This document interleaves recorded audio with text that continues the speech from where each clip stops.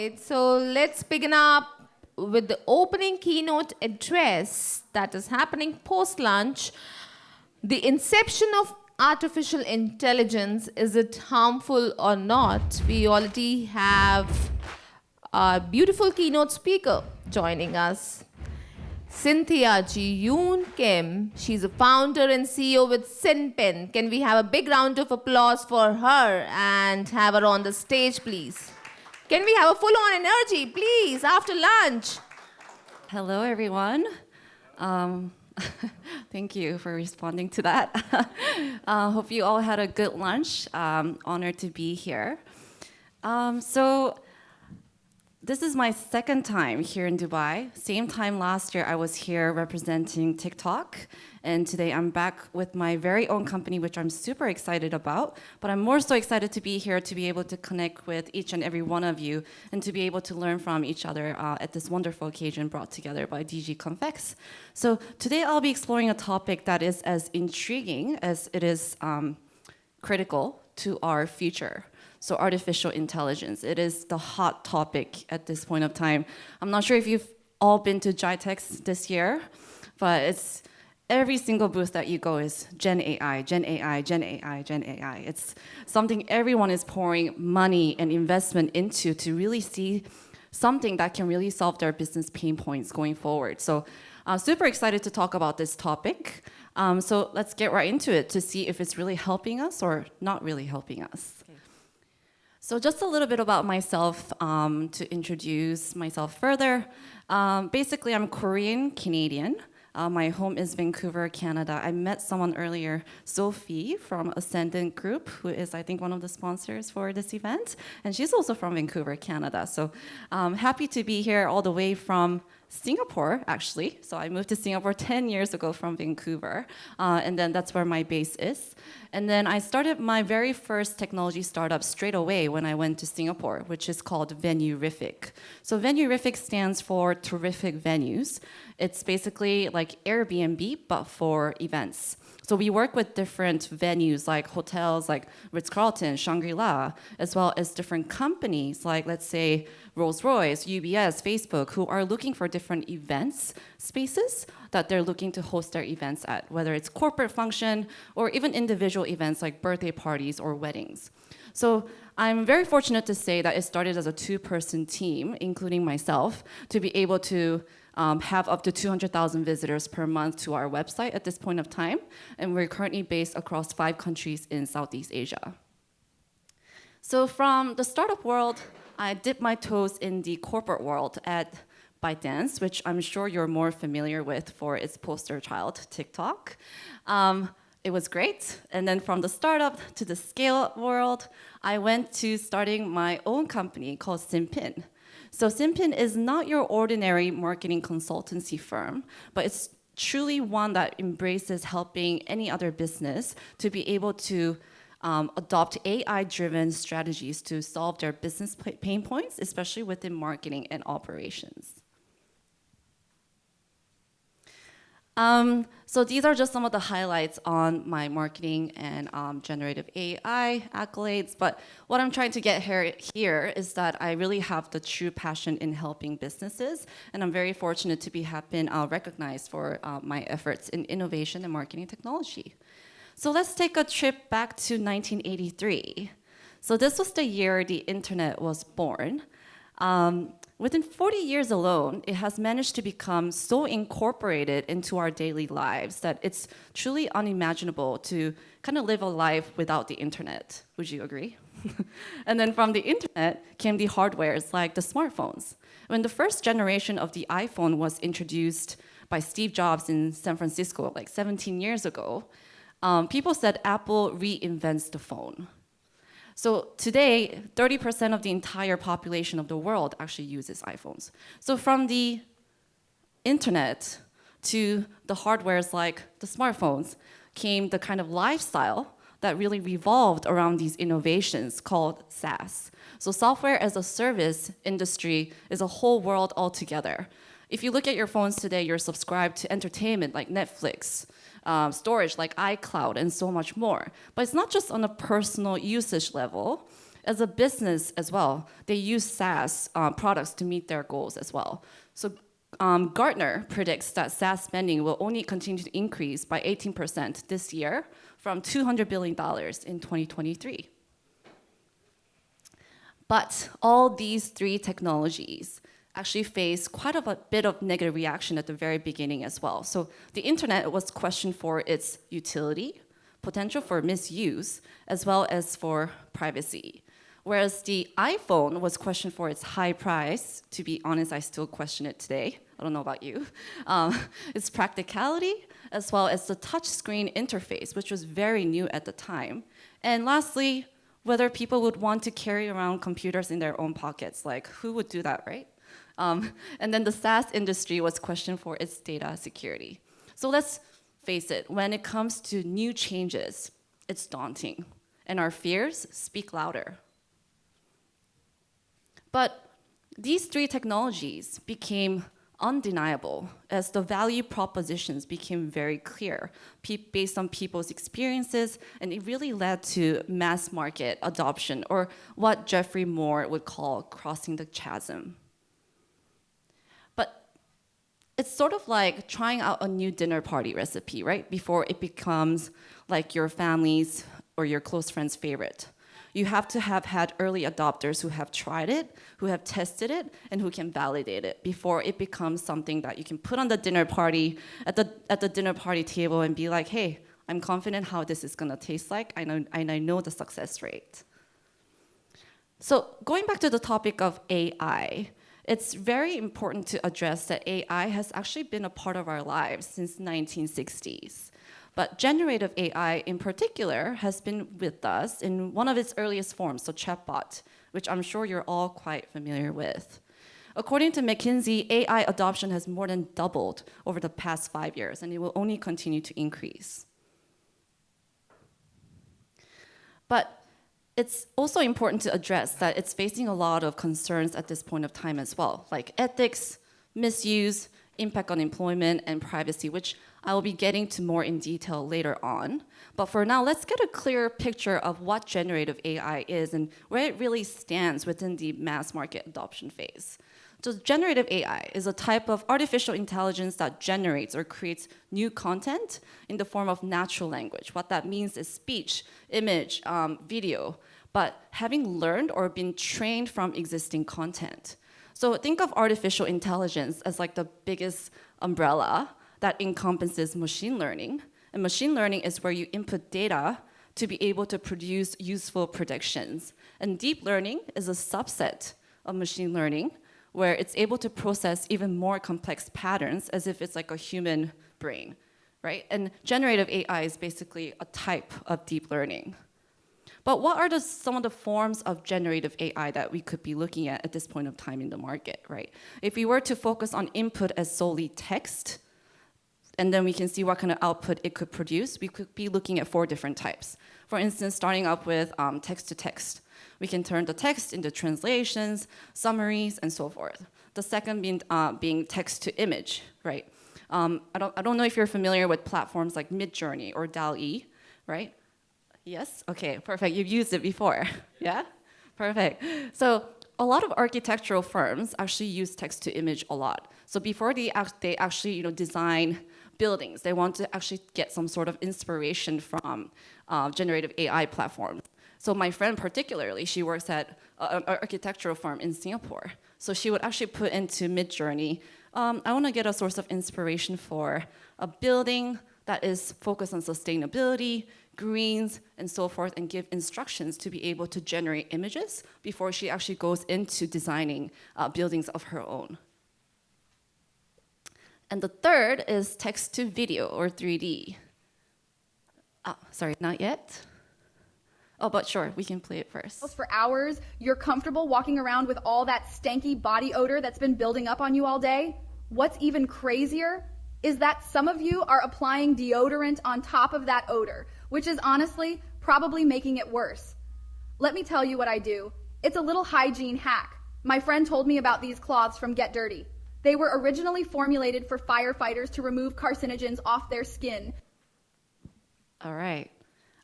Is anyone familiar with this video? Has anyone Oh, yes, one person in the room. Perfect.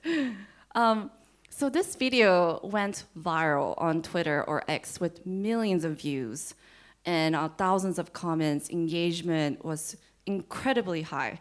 Why? So what happened was this French digital marketing agency engaged this lady for her images only, purely just images. And they used the image to feed it a script that they had designed to promote a deodorant.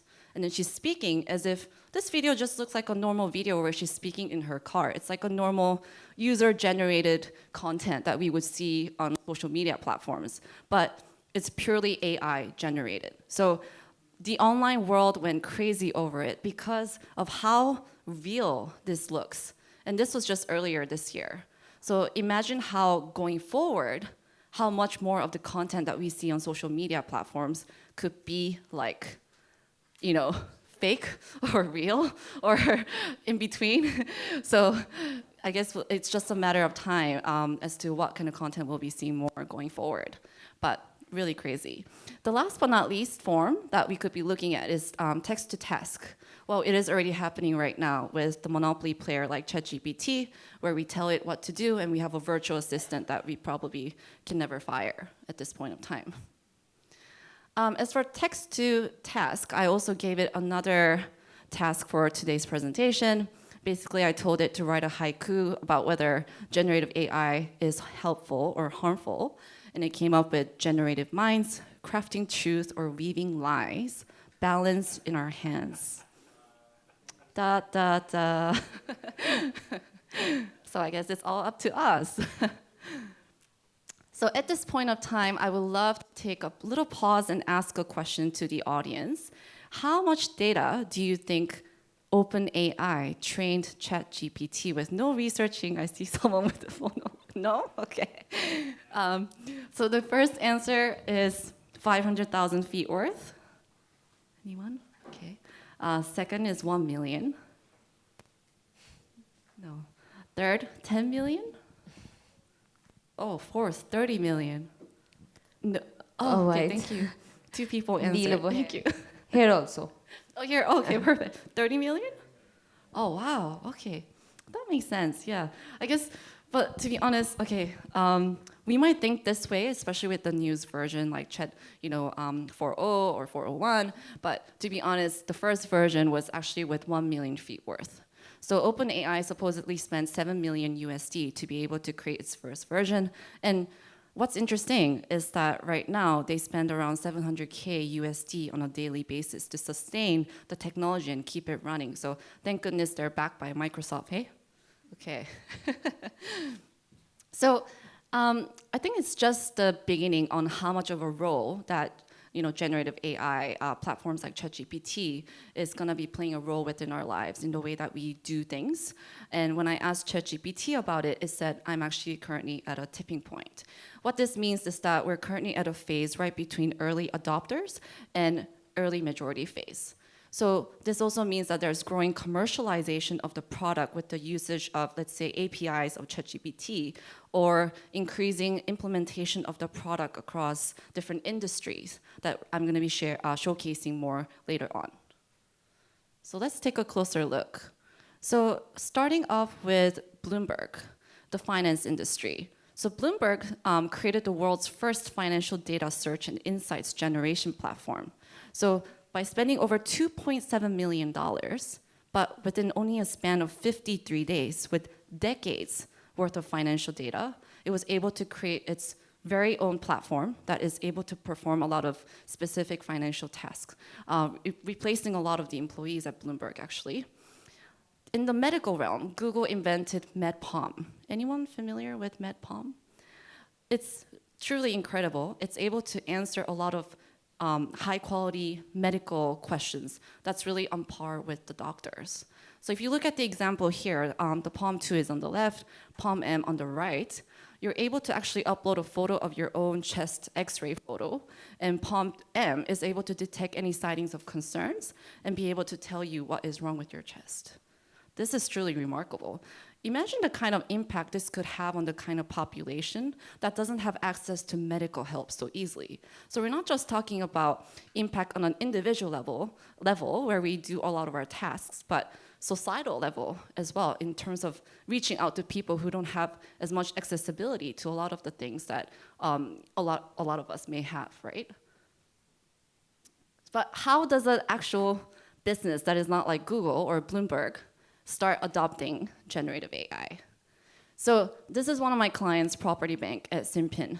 Property Bank is a very well-established real estate commercial property brokerage firm based within Asia for the past 15 years. They have a very strong case studies of like helping Facebook or different global clients to source for their data centers or even office spaces. But they had two problems they wanted to solve. One, save cost. Second, increase its brand value. So this is where Cynpin comes in, basically to be able to support them. So what we created is a custom LLM, so which is like a natural language optimization engine 1.0. This is just a very sneak peek of it. But imagine this, when we go online, there's so much content available to us, from photos, videos, and so much more coming along the way that the generative AI platforms are enabling. At the end of the day, the kind of content that will speak volumes or standing out amongst the rest would be those that carry the DNA of the brand story 100% in the most seamless way. So we created this optimization engine that basically creates a lot of system prompt, which is sort of like an input that you can put into Gen AI to be able to produce output that is 100% synchronized with the way that we want to produce, that is aligned with the branding of the company. So I don't know if you use, when you use ChatGPT, there's a lot of back and forth that you have to do with the platform. That's because they don't know you. We need to make them know you 100%. So whatever they produce is gonna be something that is truly representative of you as a brand.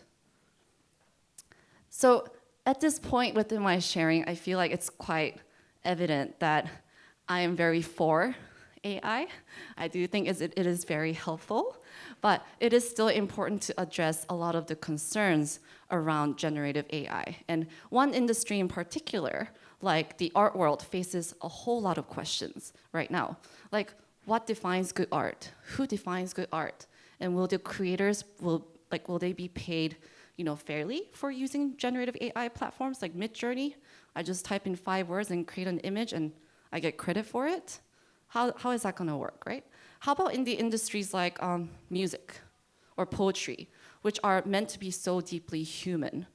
Like, do you think something as subjective as that should have optimization in the process to be able to make it even better? Or should we just leave it as it is? So there's a lot of questions around this industry as well. I'm not sure if you have any comments. We'd love to hear more. But if not, we can speak later as well about these challenges. But some of the more common issues, starting with hallucinations. I'm sure all of us have experienced this. When you get an output from generative AI, it speaks so confidently, but it's actually inaccurate. So you actually question yourself, like, did I get it wrong? But no, it's them. You gotta remember that. It's based on not enough data, messy data, or maybe not even having enough context in the first place. And the second is bias. In the online world, there's already so many opinions around race, gender, society, and these platforms are looking at that to train itself. So imagine the kind of output. We must be able to make sure that we're not having biased opinions ourselves when we look at the output as well. The third is attribution. So yesterday I was at another conference, and this lady in the panel, she is from the education industry.